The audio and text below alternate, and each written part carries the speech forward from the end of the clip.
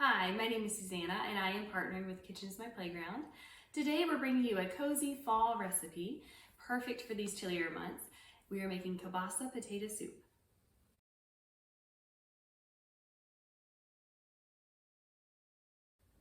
Now, most of our time today will be spent over at the stove since we are making a soup, but I'm going to start off by chopping up my veggies and having those ready for our pot over there.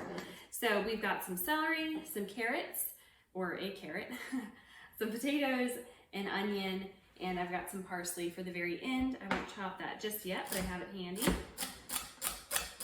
There is a good bit of chopping and vegetable prep at the very beginning, but I promise you, once you chop up all of these, and it only takes about 5-10 minutes maybe at most, the rest is smooth sailing, very easy to throw together.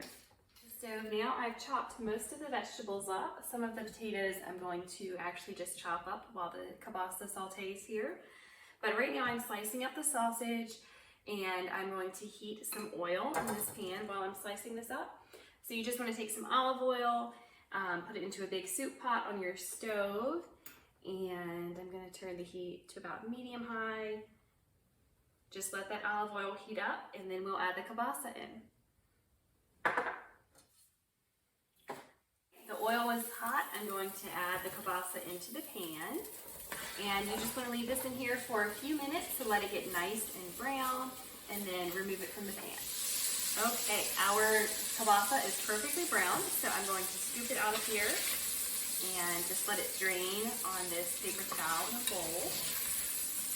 Get some of the excess grease out of it. And you do want to make sure you leave that olive oil, any oil that's left in the bottom of the pan, leave it there. And we'll be adding our onion in next to cook that down a little bit. So next up, the onion goes in, and you want this to sit on the stove again just for a couple minutes and let it get a little softened, maybe a little bit brown. Just cook that down a bit before you add in your other ingredients. Okay, our onion has softened. You can see what that looks like as it's cooking. And we are ready to add in some other ingredients.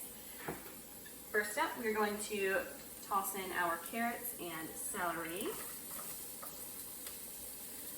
Next, you can add in your chopped potatoes. And we have some frozen corn that I set out to thaw for a little bit earlier. That is all ready to add in as well. Can't have a soup without broth, so I've got some chicken broth here. And that's going to help scrape up all of that goodness on the bottom of the pan too from browning the sausage. It'll help get that flavor into your soup. And then last, just a little bit of seasoning. I've got some salt, pepper, and garlic powder. Sprinkle that in. And give everything a good mix. Make sure it's well combined.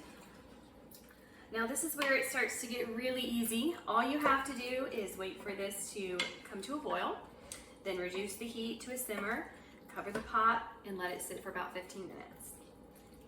All right, we are back. Our kielbasa potato soup, or the portion of it we've started on at least, has been simmering for the last 15 minutes. I'm going to go ahead and add in the remaining ingredients. So we just have some cheddar cheese here. Have to have that cheesy goodness with the potatoes. And of course the kielbasa that we browned earlier. I'm gonna add that in. And then for a little creaminess, we have some milk here. And lastly, the parsley that was on our plate of veggies earlier. I've gone ahead and chopped that up. We're just gonna add it right in here as well. Just give everything a good stir, and then you're going to leave it over the heat on the stove for a few minutes just to let that cheese fully melt into the soup. And now that cheese is fully melted, it's completely mixed into our soup here. I'm gonna go ahead and make myself a bowl of this. So just have this lovely bowl of soup. Very warm, very filling, a perfect meal for this time of year. And you saw how quick and easy that was to throw together. The most time consuming part is going to be chopping your veggies, and that really only takes about 5 minutes maybe. And then after that, it's just pretty much dump something in the pot, wait a couple minutes, dump something else in, wait a couple minutes. It's very easy, very quick. You could do this on a weeknight as well. So I'm gonna try a little bit of this. Hopefully it's not too hot.